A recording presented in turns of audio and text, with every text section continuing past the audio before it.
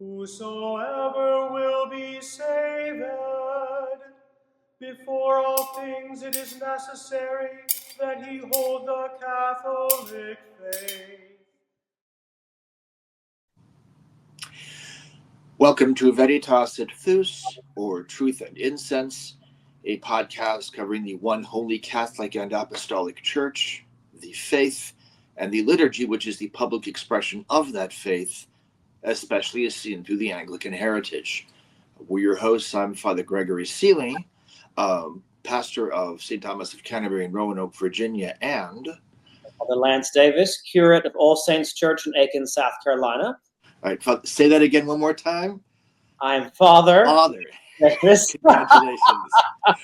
I was there for your ordination a couple months ago, which was beautiful, but I wanted to, we are now, we three priests of Orient are, so to speak.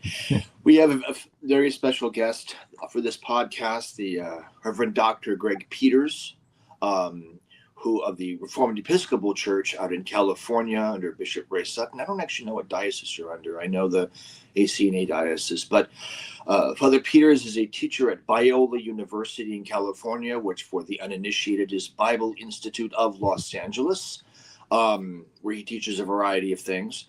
He is also sometime professor at Nashotah House Theological Seminary, which is where I know him, where he runs the Breck Conference on Monastic Spirituality. He's very Anglican, as well as teaching sundry subjects when the mood strikes him. He's also written a number of books, which we should actually have you back on again. That's not why you're here today, but have you back on to talk about your work in monastic spirituality, as we've discussed it before, and it's so important for Anglicanism. He is also author of a new book, which I have here, called, let me get that centered there, called Anglican Spirituality, which I'm reading and very much enjoying. I have had to interrupt my reading because I'm taking a class from Father Holtzen, and his reading is going to have to surprise over yours, but I will get back to it, and I am very much enjoying it. However, for this podcast, I asked Father Peters on for an entire other reason. As I took his class over the summertime, we got talking about Father Peters is very involved in some discussions with Rome regarding the Roman Anglican working together and the process of relations between Anglicanism and Rome. And over the course of our conversation, it struck me how significant these discussions are. And some of the things that you shared with me, I thought, my goodness, I think the world, or at least the world that listens to our podcast, ought to know. So, Father, I have a number of more specific questions to ask you regarding this. But before we get started, can you kind of tell us what's going on and how it happened? Yeah, thank you for the invitation to be here, to both of you. So, well, how did it happen? So when the ACNA was founded 15 years ago, it's not big in many ways comparatively, certainly not compared to Roman Catholicism. But I think the Roman Catholics knew that there was movement, and part of that was through personal relationships between bishops. Now maybe now bishops in the ACNA, or some of those that first came into the ACNA as bishops, knew Roman Catholic counterparts. And so in one sense, I think Rome got interested in what was happening. What is this thing that's happening in the United States? Because they've had long-term ecumenical relations, obviously, with the Anglican Communion, Archic dialogues, but also in the United States, long-term communications between the U.S. Conference of Catholic Bishops and the Episcopal Church.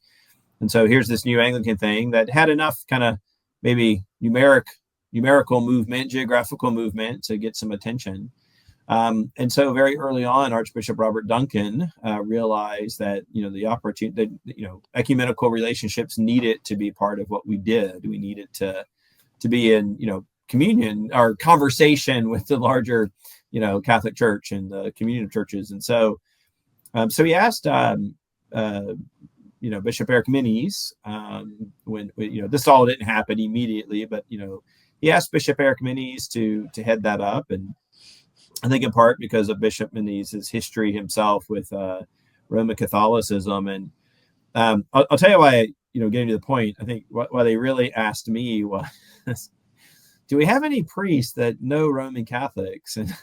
And but also maybe have some credibility with those very same Catholics. And so I took a master's degree at St. John's in Minnesota with Roman Catholic monks.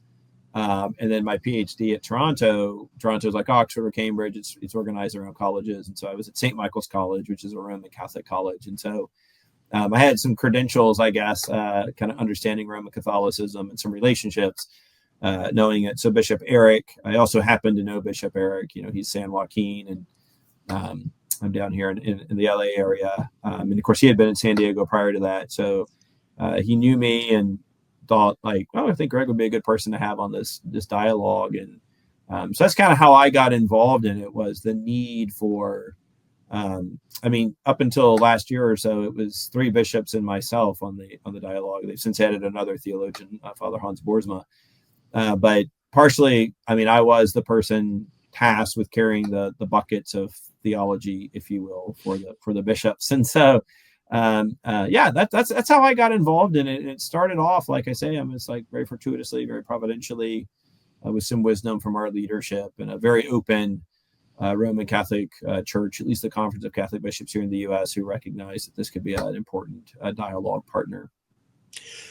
So I remember from our conversation that you realized at some point this wasn't just an American conversation, that you were reaching the higher echelons of Rome, and this was becoming a much more serious, in the sense of like something might come out of it kind of dialogue, and not just a friendly, we're a friendly hat tip once in a while. This was becoming substantive. Mm-hmm. Yeah, I think that kind of snuck up on us, if you will.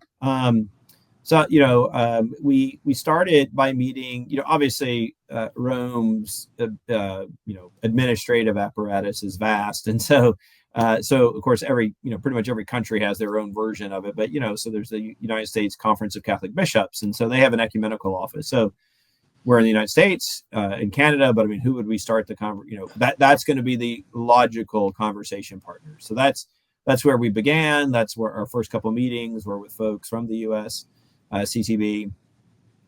And then I think we must have probably been on a Zoom meeting or something like that, and Bishop Eric had this realization that, like, wait a second, like, we're the only kind of Gafcon people that are having a conversation with Rome. So in one sense, we're not quite speaking for all of Gafcon, but we are, act as Gafcon. And so and so we're having this conversation. So maybe we are kind of doing a larger ecumenical project. But then the second thing we realized was, like, we were having these conversations with the U.S. Conference of Catholic Bishops, but then kind of providentially again, and not by design, just through relationships. There was an invitation, from this is public knowledge. There's an invitation from Rome to come and meet with the Congregation for Doctrine and Faith. And so I was not on. It wasn't all of us could go to that. So 2 of the bishops went and had a good conversation with those in that realm of kind of now Vatican ecumenical relations. And so that's when we kind of realized, like, oh, this isn't just us having a conversation with the U.S. Conference of Catholic Bishops anymore, but it has risen to this higher level. And again, not by design. I do like a couple of us know some people in the ecumenical office in the Vatican, but you can't just say, like, hey, would you like to set up a meeting with us and we'll skip the kind of local conversation. It wasn't that at all. It did come about through a series of relationships, but it was an opportunity to go and then to have a really meaningful conversation. And so that's kind of how it ramped up. So we weren't saying we were speaking for Gafcon, but we ended up representing Gafcon because, we were educating our Roman Catholic confreres, it's, the alphabet soup of Anglicanism. So we were trying to educate them and help them understand. And so to situate even the ACNA is really hard to do apart from talking about, Gafcon and those kinds of things. And so, there we were having a, much higher level conversation. I've been in the Vatican because of, using the Vatican Library, so I know what it's like to kind of walk around in that space, but I think it was probably a happy day when the couple bishops that went representing us realized they were walking around in the Vatican, like, how did we how do we go from a conference room at a hotel in Chicago to, walking around the Vatican? And it was kind of like, well, it did happen, and here we are. So I want to do a little bit of mechanics here, because people who are listening may not be as familiar with the terms that you're using and the nuts and bolts of it. So would you first of all explain for our listeners or watchers, if we're so successful to get the video working this time, what exactly is Gafcon, and how it fits into the Anglican world? And after that, I've got a couple more questions. Would you start with that? Yeah, sure. I appreciate that. I realized when I was saying it that maybe I need to explain it. But Global Anglican Futures Conference. It's not a terribly great name, but when I don't know, what do we say, when the Anglican Communion was, in part falling apart, especially in the North American, European context, conservative, like-minded Anglicans in the U.S. in particular, in Canada, were trying to think of like, well, let's maybe could we talk with like conservative bishops, like there's Anglicanism all over the world. Where's Uganda, Rwanda, these kinds of things? And so those conversations started, and then at some point, individual parishes left the Episcopal Church and needed Episcopal oversight. So the only bishops to reach out to would have been foreign bishops, and they were often African bishops. And so the Global Anglican Futures Conference started as a way, and it's in the name, right? Global Anglican. So if you're Anglican around the world of a particular stripe, let's gather in a fellowship, and let's have a conference where we gather. So it's kind of literally like, it's like the name is odd now because it's not like it's a conference of people meeting regularly or something like that. Though Gafcon does meet periodically. So what it brought together, and you'd have to Google it to really get numbers, but it brought together representatives, Episcopal representatives and lay representatives from many provinces of the Anglican Communion, in a kind of fraternal yet formal relationship that wasn't hierarchically structured or episcopally structured, but it was a fellowship, but also let's conference together and talk about our shared concerns and the direction of things. And it also became a bit of a bargaining, like that group could talk more clearly to the Archbishop of Canterbury and those kinds of things. So I would say it precedes the Anglican Church North America by a few years, maybe. So it's probably less than 20 years old, but more than 15. But if I'm not mistaken, Gafcon, specifically the Orthodox, they're the ones who reject some of the modern tendencies that Canterbury has unfortunately succumbed to, and Gafcon has been the Orthodox prelates and such have gotten together. Yeah, and the main things that they're rejecting are the sexuality issues. So the whether women can be priested or not both views are represented within Gafcon. But the main thing is it's on the sexuality issues, is what they found the common ground on. Yeah. So I want to look at a little bit of the mechanics of how this works, and this is that between Roman and Anglican, working on, again, those who are outside of Canterbury having the conversation, but also historically, obviously the elephant in the room is Apostolicae Curiae, but you have this division between Anglican and Roman. And what was the conversation? How did they talk about mending these fences and working together in light of these historic difficulties? Yeah, so I pointed out very early, I don't think any of the bishops were not thinking this to some degree, but I made it very explicit, like, okay, like every time we walk in a room, the elephant in the room is the fact that, our holy orders are not valid by their judgment. And so we've kind of known that going into it, but we also experientially found out that was not what anyone was bringing up in the conversation. Like we were and do try to tread carefully. Yeah. You know what I mean? Ecumenical discussions are important, but there's behind the discussions of the politics, and so which are bigger than just the people in the room. So it was only a couple of years ago when we met with the U.S. CCB people that I finally raised the question of apostolic concurrence, and they said, well, they didn't say much. I mean, it's not, I'm not telling stories that can't be told, because they happen behind closed doors. The reality was just kind of, they didn't seem to think that was much of an impediment. So I would probably myself interpret that as a little bit of a, this isn't meant to be an uncharitable comment, but it's like, sometimes the way to, Rome is big and old. And so sometimes to deal with some of those things that are old is like, what happened? When? Nah, that's all right. You know what I mean? Like, just kind of like, well, sure. I don't think you'd really have to, this is me talking now. I don't think you'd really have to issue another document to undo that.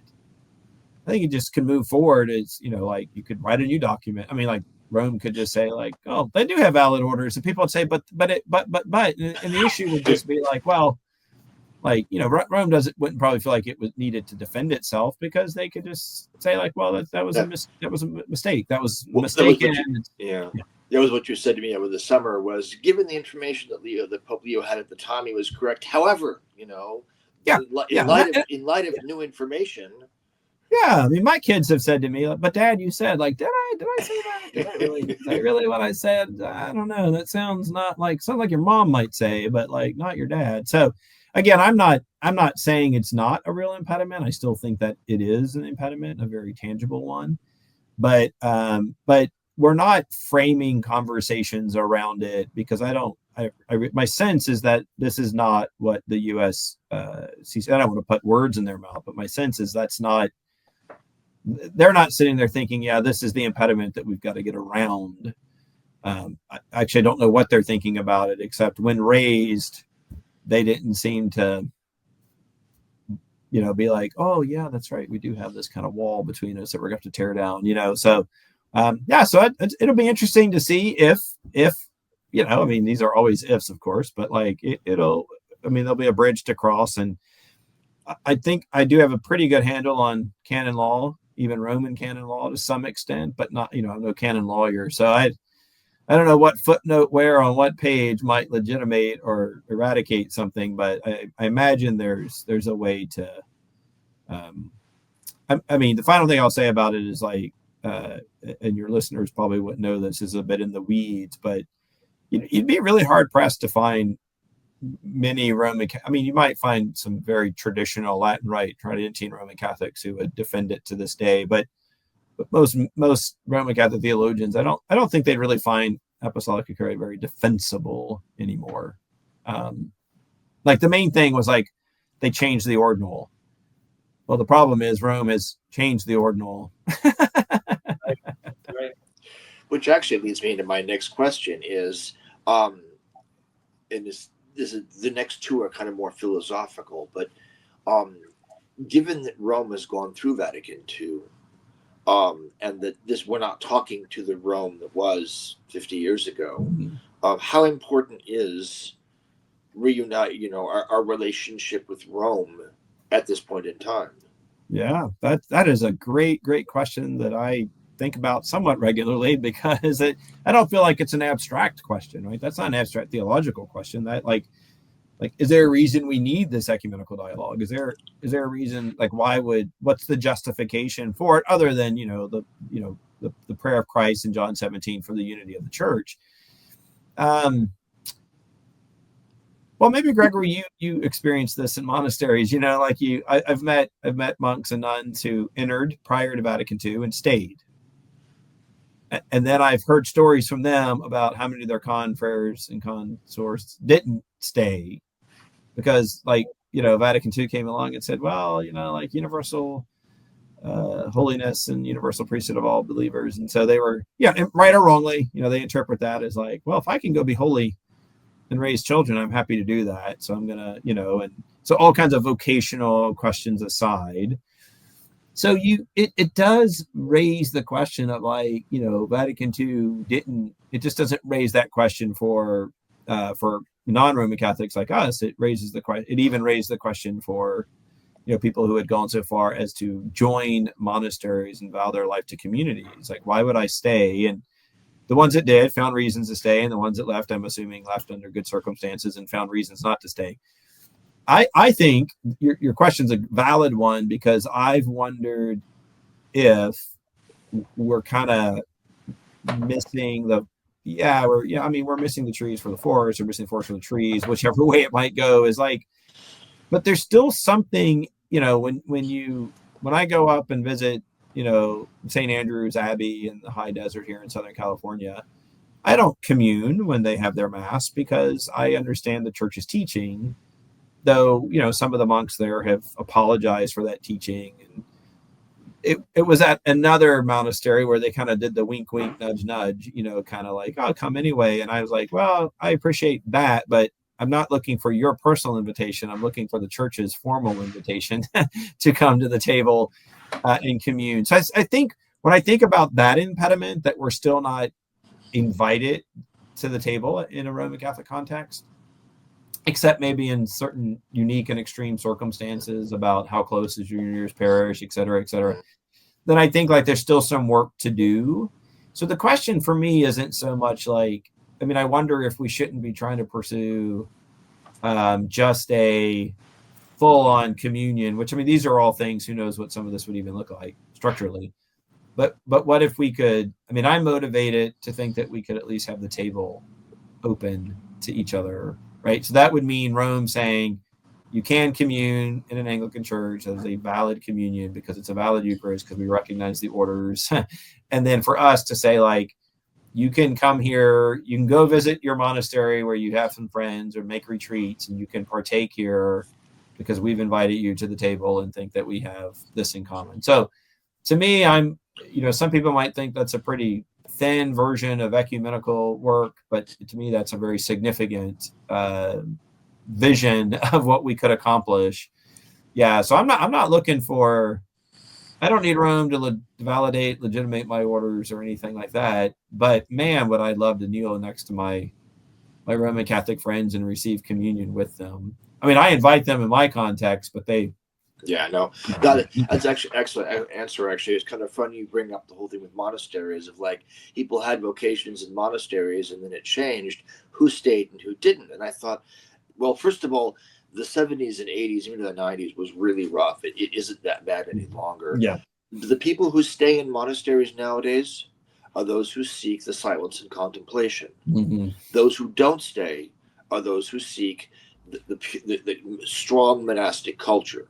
Mm-hmm. The culture is weakened. The office isn't as nice. The mass isn't as nice. Yeah. And I've been to Nova Scotia monasteries, and I've been properly offended by the liturgy, which is not what it used to be. But if what you're there for is silence and union with God, then you can stay. If you're going to find a way to stay. But if you're, if it's more about the culture, you're not. I think you're absolutely right. I think that the ability to have this intercommunion, one of the things, and this is the case in the Episcopal Church, certainly, and it is the case also in Roman Catholics, having been there, and I'm sure you can say, is that, yes, you have your bad players, and yes, you have your bad bishops, and yes, you have your heterodox people in there doing what have you, but there are also a lot of Roman Catholics who believe as the church teaches, and are for the most part Orthodox, are frustrated with Pope Francis and what he's doing, but still recognize the hierarchy and of the Roman Catholic Church, and want to stay within its walls. And it would be nice to to have that communion with those who are more or less Orthodox within the Roman Catholics. Yeah, exactly. I mean, like, it's I mean, I don't, I at St. Michael's in Toronto, where I studied, they had a program in ecumenical theology. And so my first real exposure, to kind of ecumenical work was like through casual conversations in the hallway and over coffee. And I just kept thinking, like, so ecumenical theology seems like an attempt to water things down. You know what I mean? Like a Baptist baby dedication is now like infant baptism, and you're like, that's insane. Those two things are not alike at all. You know, I mean, can we acknowledge that? But realizing that the more productive side of ecumenical work is like this desire to want to be pointed in the same direction together, you know, towards Christ, obviously, and to do that in a way where we're not judging each other's you know, like posture or clothing, or, you know, but we can just be there together. So I think that's really the value of ecumenical work, is like, I don't want to reduce ecumenism just to be like, oh, does this mean that we just look past the differences? I didn't know. The thing is, we should acknowledge those differences and make them very apparent, and then still be able to say, now, in light of those significant differences, how can we have this intercommunion with each other? You know, is that possible? Which leads me to my perhaps last question, although I'm probably lying by saying that, is given the fact that Anglicanism has its own personality and its own ethos and its own charism developed over the centuries, and that Rome is a different ethos and a different character, and to look upon that, I get after Anglicans all the time for this, especially the ones who refer to themselves as Protestant. And I understand that historically Protestantism was something that happened and had its reasons and such. But at this point, to use the term Protestant, I always say the problem with that is it puts Rome at the center and defines us as per Rome. Which is, I find problematic, because all of a sudden Anglicanism isn't an apostolic tradition. It's somebody who's defected from Rome because of this or that. And again, puts Rome at the center. Yeah. So my question to you is how important is this? How, you know, do we need this? Is this something that's going to strengthen Anglicanism to have this? Or are there dangers of, again, of falling back into this kind of early Protestant mentality where we exist because we disagree with Rome? Yeah, that's a great question. It's like, oh no, buyer's remorse, or yeah, you know, like yeah, I think so. First of all, I wholeheartedly agree with what you were saying, and I think that is, I think that the ecumenical folks, me and the bishops and Father Hans, are very aware of the fact that it could be that, like, oh, we're just like so desperately trying to be validated. It's, you know, which means, again, like, you're putting Rome at the center and say, like, you know, I only exist in relationship to this other thing. You know, but the thing is, if you take an Augustinian view of evil, right? Evil's the absence of good, not a thing in itself. Then you're like, wait a second, I don't want to be defined in relationship to that thing. I want to be a thing myself, right? I want to be the Church of Jesus Christ, not be some reaction to the Church of Jesus Christ, if you will. So that's a great question. I think we need to approach this all with a great bit of humility and sobriety, just in the sense of saying, like, look, we're not asking Rome to justify our existence. We exist, and we are, we're convinced we have apostolic orders. We're convinced that we have, a proper liturgy, historically rooted in the church. We believe our practices are those of which the church does, et cetera, et cetera. But we don't need Rome to recognize that for those things to be true. So I would say if that's how they're framing in their mind this work, I would say that's not my personal way of doing this. I feel like the ecumenical conversation is important because of John 17, mostly, like, God has called us to be one. And that doesn't mean uniformity, but it does mean unity. And so how can we be recognized again? Again, it goes back to, like, apostolic authority.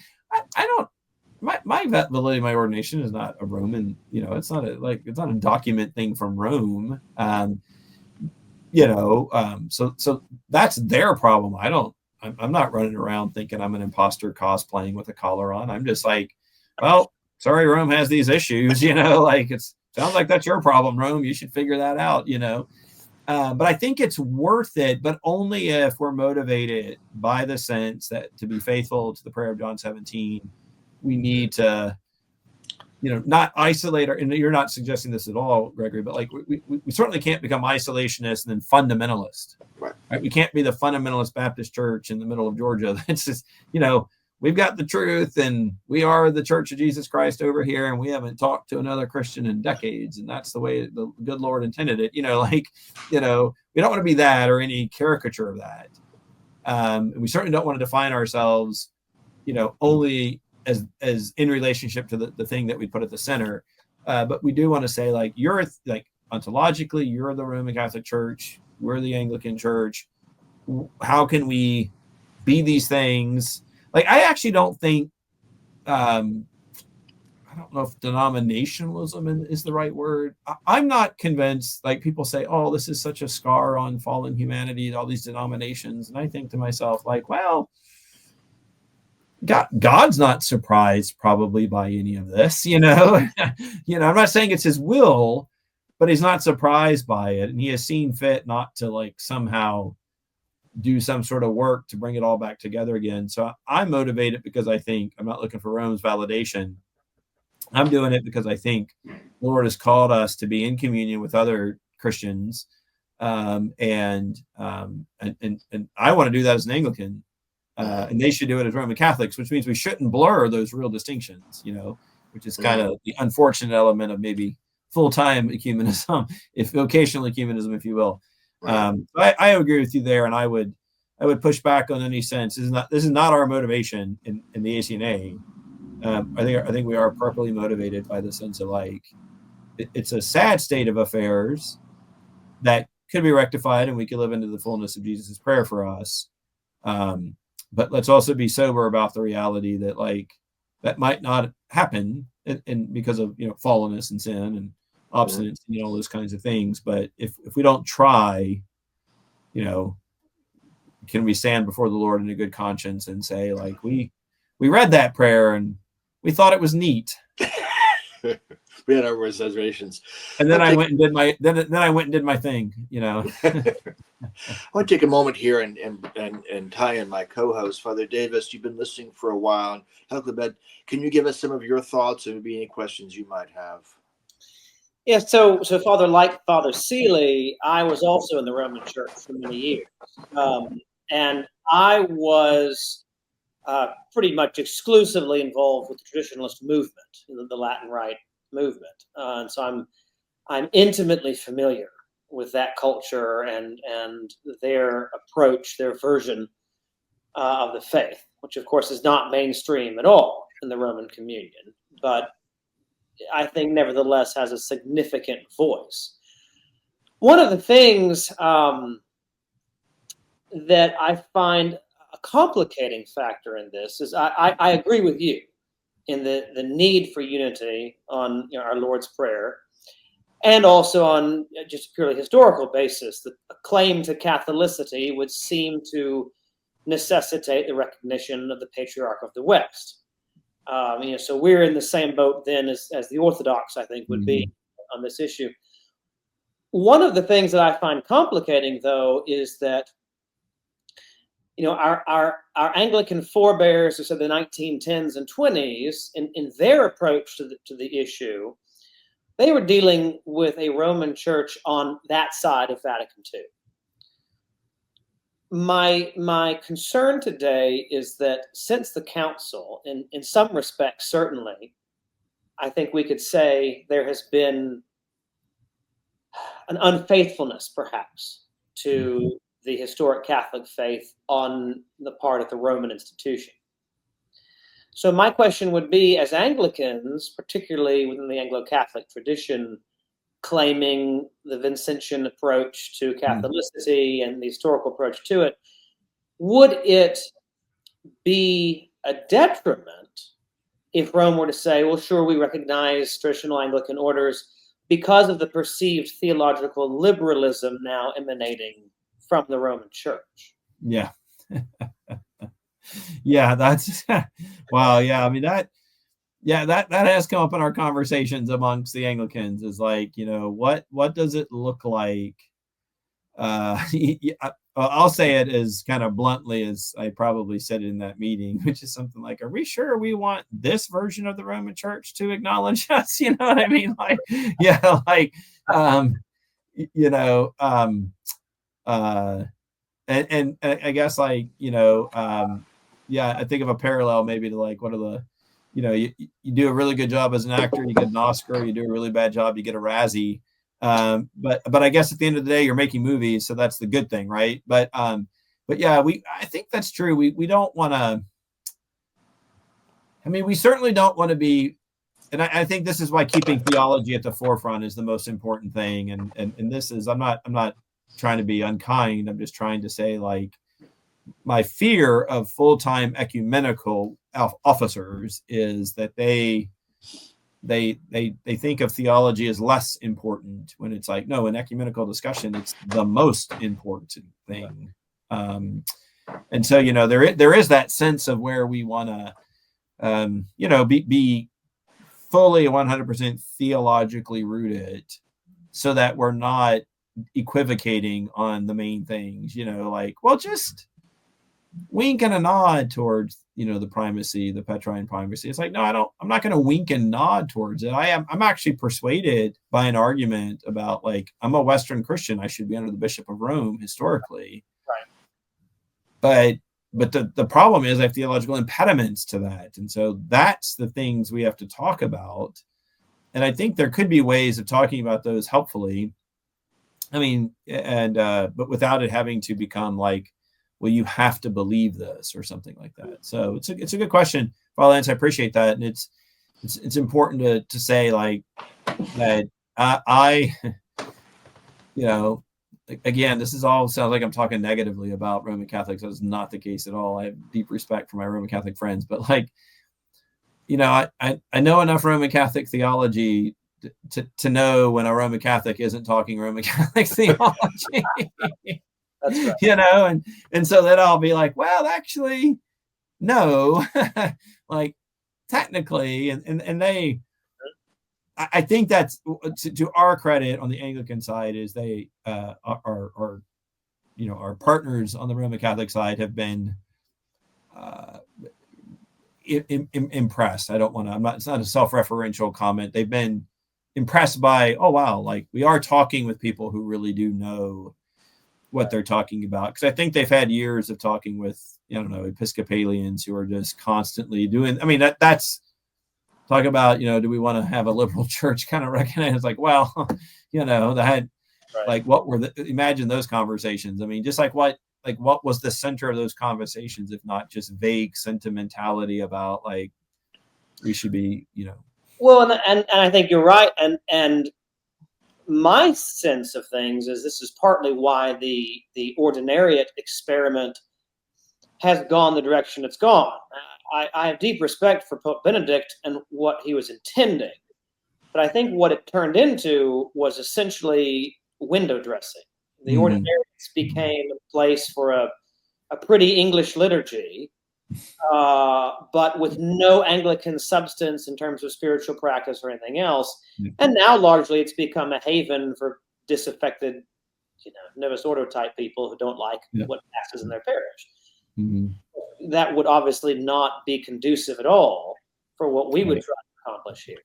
Yeah, exactly. And I think you're absolutely right. And yeah, I still think there's just a way to be, you know, my thought would be is never, you know, and the bishops on the task force agree, like, theology takes the lead. We're not the younger sibling groveling, like, pay attention to us, and let us sit at the big table. Right? We're kind of just holding our own. We're just like, I mean, again, this is going to sound, you know, self-referentially prideful, and it's not intended to. But, you know, when a couple of years ago, I was asked to write our paper on Catholicity, and they had a full-time ecumenical theologian do their paper. We you know, at the end of the day, we were kind of debriefing the meeting, and I won't say which bishop on the task force said this to me, but they were like, "Oh, Father Greg, you're clearly more you're clearly more Catholic than the Roman Catholics are, you know, and it was a moment where, you know, it was good for our bishops to see again, maybe that, you know, like there is in ecumenical work, you know, there is a lot of kind of equivocating. I think there's a lot of diminishing the actual differences, and you know, I gave, you know, what I thought could be the clearest view of how Anglicans historically have understood Catholicity, going back to the formularies, the earliest Book of Common Prayer, and we got in return we got a pretty standard, I would say, ecumenical vision of that. You know, more of like, yeah, and we have a pope, as opposed to, you know, like Catholicity rooted in the person of the Bishop of Rome, in communion with the bishops, you know, kind of a communion ecclesiology. You know, I was sitting there thinking, like, if I would have written this paper, like if I would have played the role of the Roman Catholic theologian, I would have led with this. So we ended up like it was.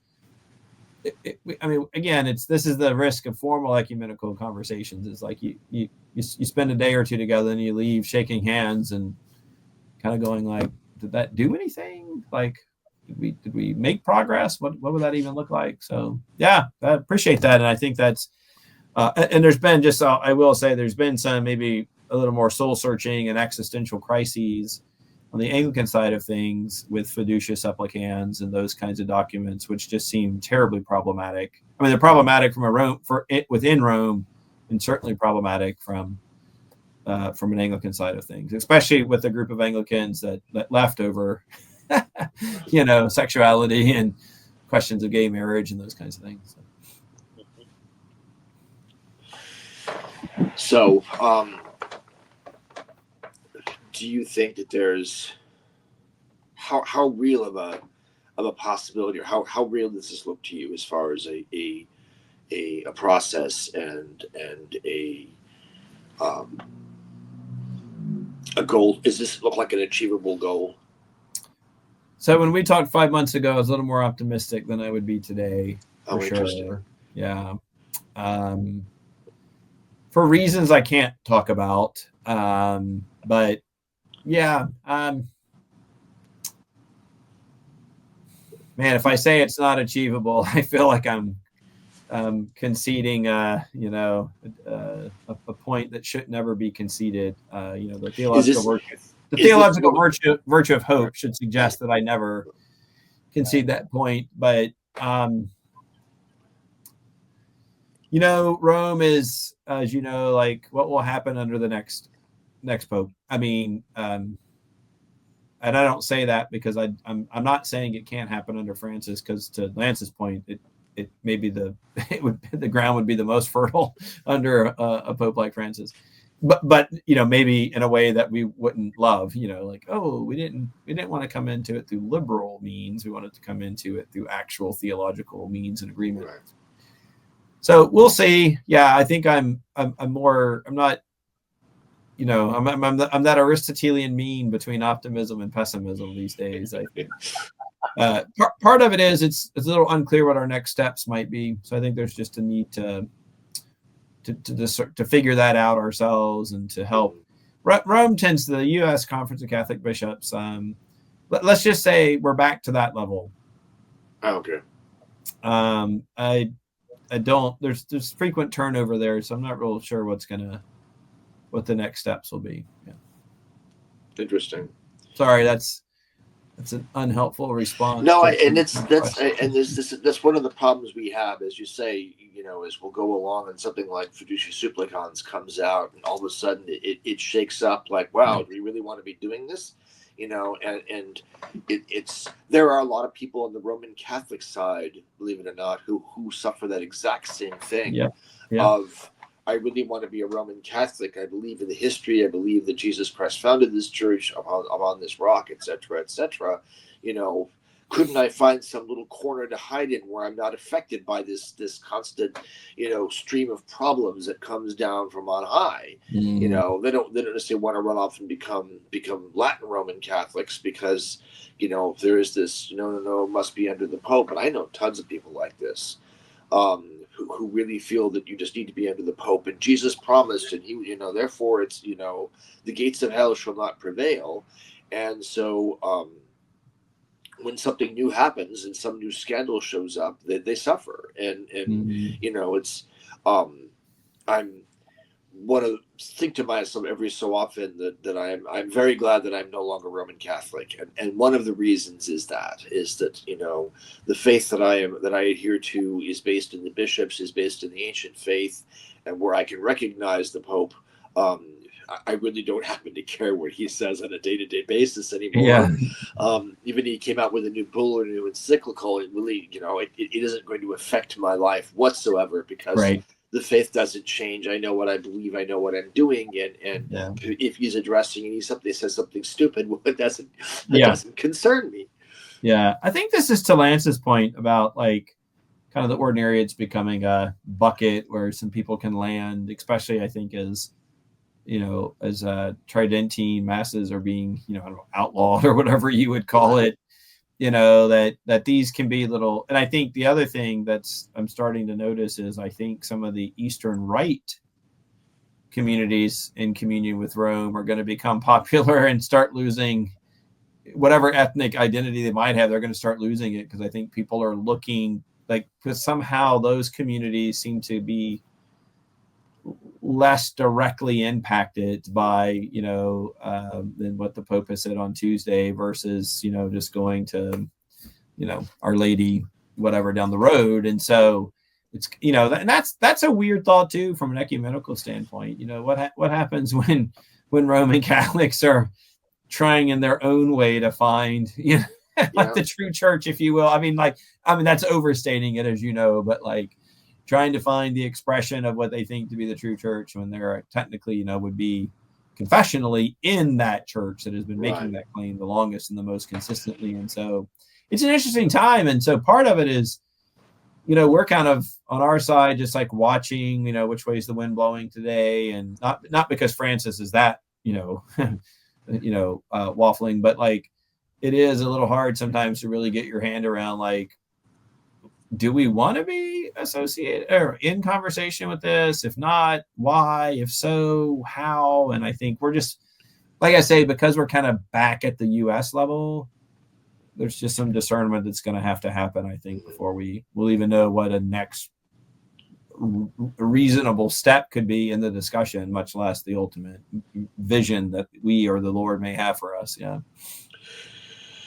Well, it's I suppose any process is going to have its bumps, and I mean it was things were going very well for a while, and they may cool a little bit. We'll keep praying that as I agree with you that I think that it isn't modern Rome we seek to be in communion with. It's the Western Church being united, Mm-hmm. and there are many Orthodox people within Roman Catholicism who suffer through this Pope kind of waiting for the next one, and it would be a good. I mean, funny thing is, I'm thinking I don't want to go into this in this podcast, but I almost wish we could, begin ecumenical talks with the SSPX and the FSSP, more so than with Rome as it is properly.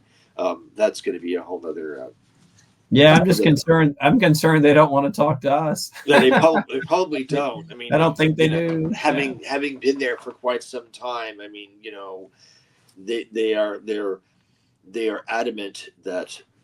I mean, it almost goes back to the sense of like, the Pope was infallible when he said that because he invoked his infallibility, and you're going to sit them down and say, actually, his infallibility doesn't actually cover that.